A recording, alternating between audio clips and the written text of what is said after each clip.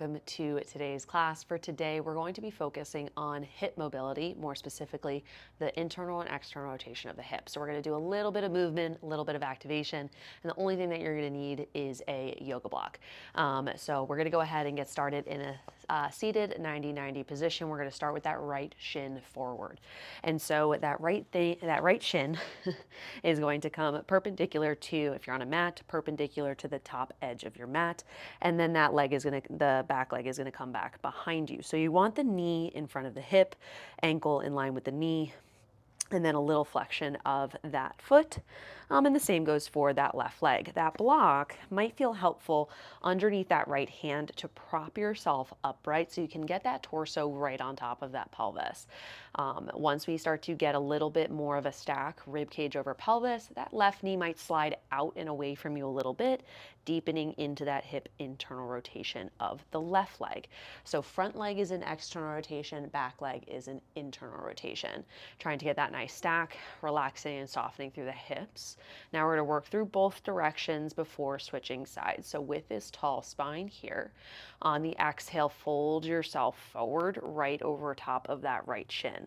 So you want to think of that right hip crease as kind of pulling back in space as the chest reaches forward above or over that right shin. So inhale is going to find length through the spine. Exhale, you pull yourself deeper. You're welcome to take that block along with you for support. One more breath, inhale. Exhale, lower down, pull yourself a little bit deeper. Inhale, come on upright, and then as we go into the left side, you're going to think of that left butt bone trying to find the ground. So you're turning torso toward that left thigh, trying to keep that nice tall spine. Now it might feel snuggly within the front band of that left hip. That is okay. Trying to soften into that hip, into the glute. Tall spine best we can. Block might feel nice to keep us upright. Big breath in. Full breath out. We're going to do one more round each side. On the inhale, gently bring yourself back upright. So a little squeeze of that left glute to restack. Inhale, find length within your spine. Exhale, fold forward. Let right hip crease is kind of tucking underneath you as you reach the chest, the heart forward. Long from crown of head to tailbone, inhale. Exhale, we fold. Inhale, come back upright. Exhale, sink into that left hip. Trying to keep that right knee drawn down. Torso stays nice and tall. Left knee draws down. If your body morphology allows, if you can like hook that left thumb underneath that left knee and kind of draw that knee away from you, might bring a little bit more ease, length through that left hip. Big breath in. Full breath out. Inhale, come back to center. Nice tall spine here. And then exhale, fold over that right shin. We're just going to hang out here in this external rotation stretch. So kind of like a pigeon pose, you're just in a more compact shape. If this still feels really big, you can bring that left knee to hug in toward the sole of that right foot. Or if you want to find full pigeon pose, that's available to you as well.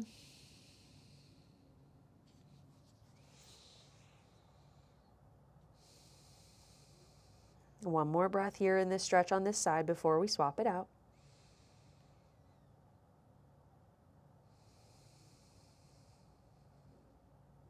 And then come on back upright. Making this transition as taking the complication out of this transition from that 90-90, you're just going to go through bear sit. You're going to draw that left knee up and away, open those inner thighs for a moment, and then left knee drops down, right knee drops down. So that left shin is now forward. Right knee is behind. So set up your space to start. Give yourself a few moments to settle. A block or some support underneath that left hand helps you right the spine, rib cage over pelvis. And as we start to stack a little bit more, that right knee might kind of slide out a little bit more, giving that right hip room to drop down. Inhale, find that tall spine. Exhale, fold over that left shin. Inhale, long spine, reach the chest, the heart. beyond that left shin. Pull that left hip crease back in space. Feel that length through the outer hip. Exhale, pulls you deeper.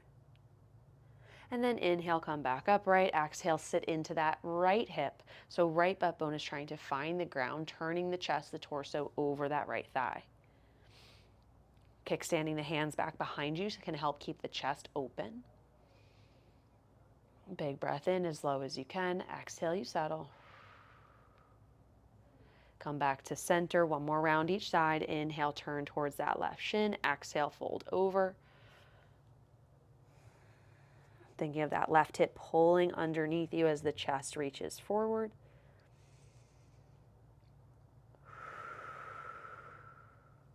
Go ahead and walk yourself back up. Turn towards that right thigh. Let that right butt bone find the ground. And trying to soften the hips, the body as best you can once you find that end range. These movements can feel a little funky to move in and out of, so sometimes our body likes to get a little protective about it, and you might find that some muscles are a little bit more tense. They don't need to be.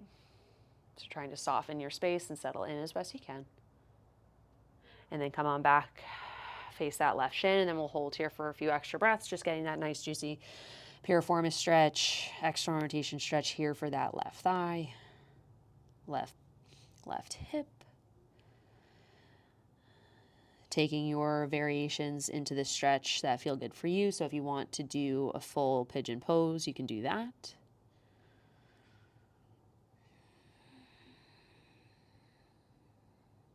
Thinking of that tailbone kind of falling heavy down toward the ground.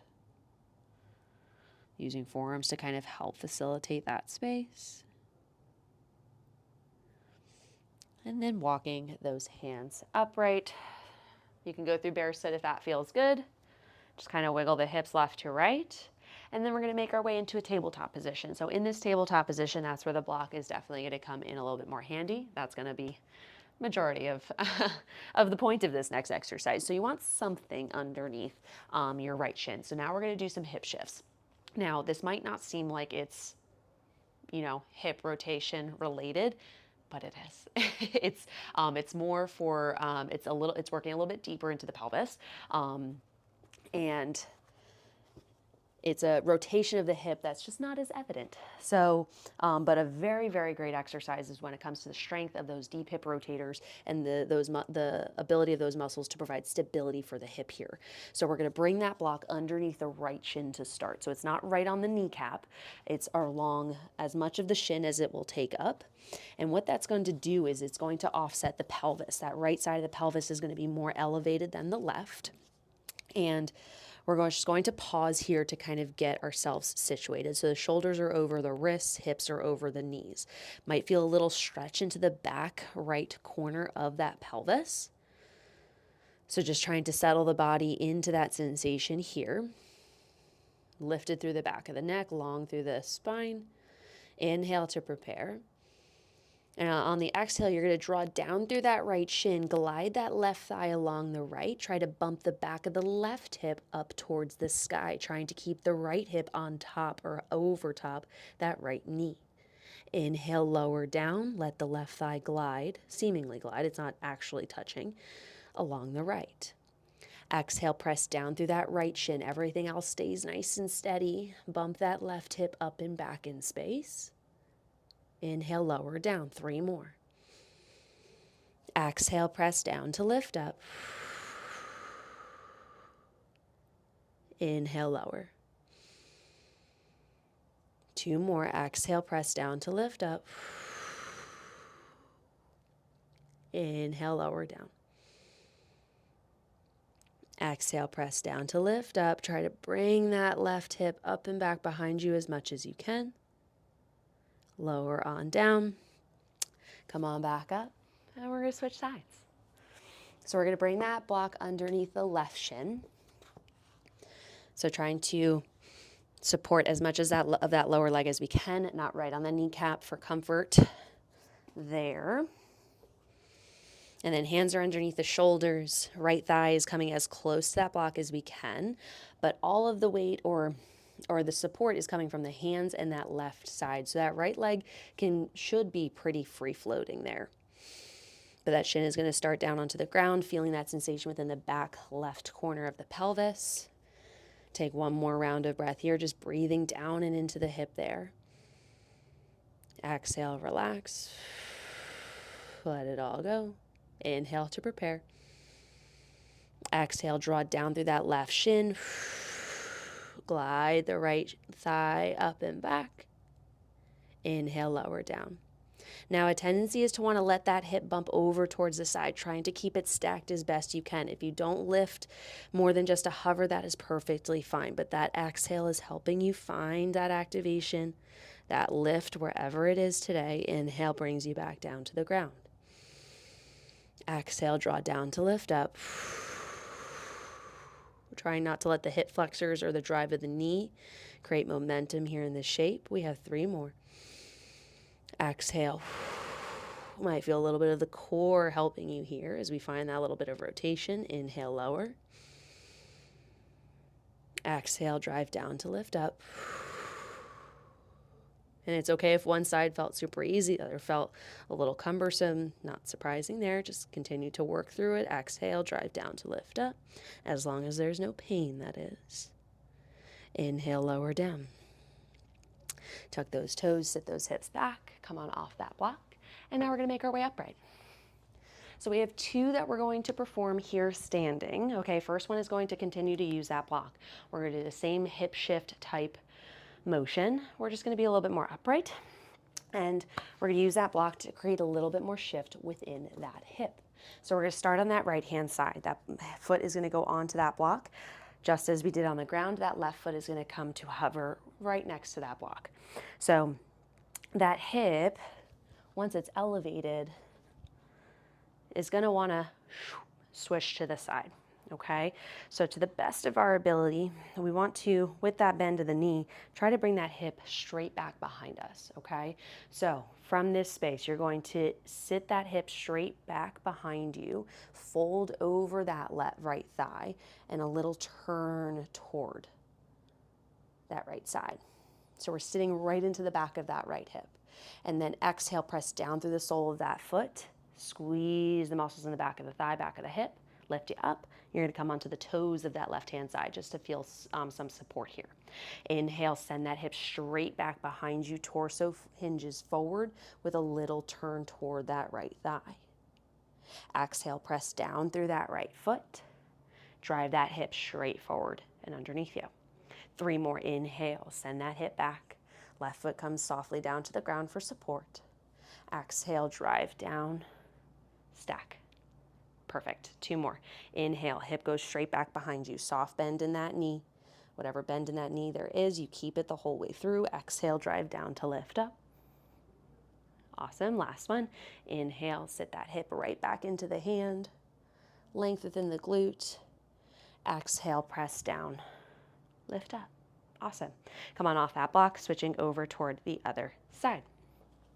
So left foot on that block, right foot comes nice and close. Little bend in that left knee to start. Hip is right underneath us here. All right, and then we're going to hinge forward. Straighten-ish that leg just a little bit, keeping that knee soft. Turn towards that left thigh. Exhale, press down. Think of that drive coming straight forward. Rise up onto those right toes to even ourselves out. Inhale, sit back. Hinge, butt bone straight back to the wall behind you. Weight is right over the center of that foot. Exhale, press down, lift up. Awesome. We got 3 more. Inhale. Exhale, press down, lift up. And you might be fighting for it to keep that hinge right underneath you, and that's okay. Keep doing the best you can to feel those sensations that stretch within the back of the glute. Exhale, press down to lift up. And trying to get that nice symmetrical support as you come upright. Last one, inhale. Sit right straight back into that hip. Weight is right over the center of that foot. Exhale, press down to lift up.